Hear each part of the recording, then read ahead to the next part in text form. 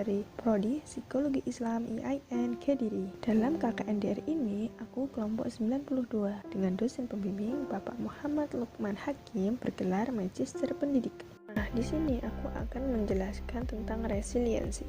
Istilah resilient sendiri itu belum banyak digunakan secara meluas. Kata tersebut merupakan kata serapan dari bahasa asing yaitu resilience.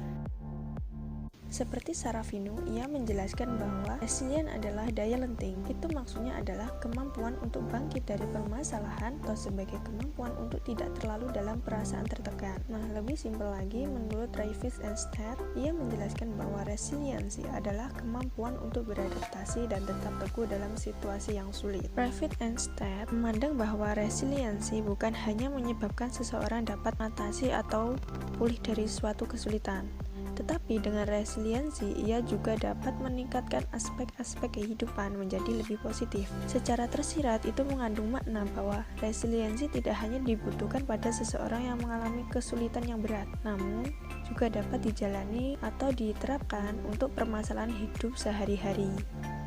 Jika resilient ini berkaitan dengan kepribadian, ini akan menjadi suatu kepribadian yang resilient, di mana kepribadian ini dia akan bisa bertahan di segala situasi dan kondisi, termasuk juga dalam pandemi COVID ini. Kepribadian yang resilient itu akan berusaha bertahan dari semua permasalahan yang ada, dan ia akan berusaha mendapatkan kebahagiaannya kembali. Lalu, bagaimana sih ciri-ciri dari individu yang resilient? Di sini ada 7 kriteria menurut Travis and Stead. Pertama, ia akan memiliki kestabilan dalam pengelolaan emosi. Yang kedua, dia akan memiliki kemampuan berempati. Yang ketiga, ia akan memiliki kemampuan merasakan sesuatu hal yang berhasil ia capai. Yang keempat, ia akan memiliki kemampuan mengendalikan diri. Yang kelima, ia akan memiliki sikap yang optimis. Yang keenam, ia akan memiliki kemampuan menganalisis permasalahan. Dan yang ketujuh, ia akan memiliki keyakinan diri untuk mengerjakan suatu tugas atau self-efficacy. Saya akan menjelaskan kriteria dari individu yang resilient. Yang pertama yaitu stabilitas emosi. Stabilitas emosi adalah kemampuan individu untuk menenangkan berbagai emosi negatif yang dimiliki. Emosi negatif itu meliputi perasaan marah, cemas, takut, bersalah, malu, dan sedih. Lalu bagaimana untuk mengendalikan emosi marah? Bila kita marah, kita bisa menundanya, yaitu menunda untuk melampiaskan kemarahan dengan melakukan pekerjaan lain yang lebih penting. Bisa dengan melakukan hobi, mendengarkan musik, atau membaca bacaan yang bersifat inspiratif. Dan untuk mengatasi emosi cemas dan takut, kita bisa dengan menghindari objek yang membuat kita takut, ataupun kita bisa melawan objek tersebut. Dan ini diperlukan pengetahuan tentang perasaan cemas dan takut tersebut. Lalu untuk mengatasi perasaan bersalah dan malu, cara yang paling mudah adalah dengan memberikan maaf pada diri sendiri. Dan itu bisa kita lakukan dengan menyatakannya di dalam hati atau afirmasi. Selanjutnya, untuk mengatasi atau mengendalikan emosi sedih, ada baiknya untuk mengendalikan emosi ini kita harus memiliki sikap yang pasrah ataupun ikhlas, tidak terikat, dan bersyukur. Kombinasi dari ketiga sikap tersebut akan membawa kita kepada perasaan yang lebih baik. Yang selanjutnya yaitu memiliki empati. Empati adalah kemampuan seseorang untuk memahami pikiran, perasaan, dan tingkah laku orang lain. Dengan kata lain, apabila individu dapat memahami pikiran, perasaan,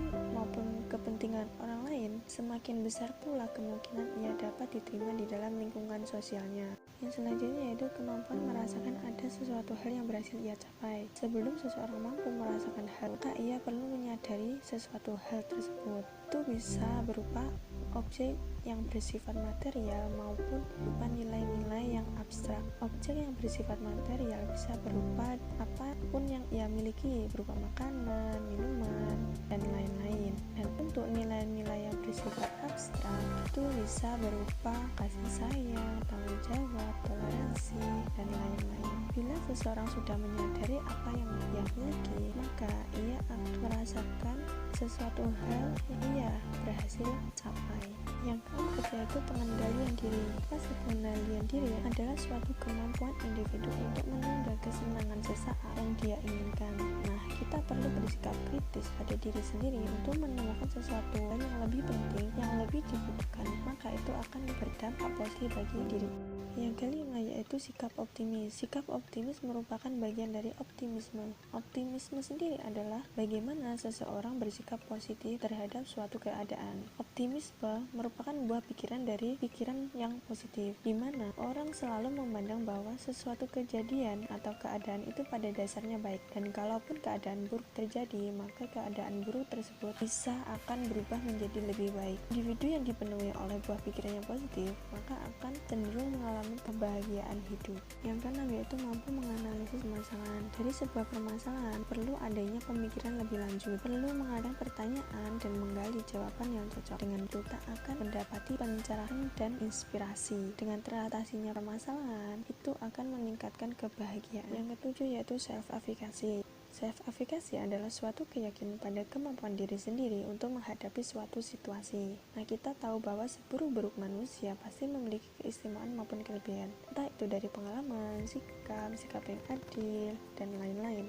Nah, untuk itu kita terlebih dahulu mengetahui kelebihan dan itu dapat membuat diri kita yakin. Nah, setelah itu kita harus action atau bertingkah laku untuk menghadapi permasalahan. Tingkah laku itu bisa berupa dari pikiran, perasaan, perkataan, perbuatan maupun gerakan yang tepat. Nah, permasalahannya terkadang individu itu menyanyiakan waktu hanya untuk berpikir dan berprasangka. Ia tidak action atau tidak bertingkah laku mengatasi permasalahan.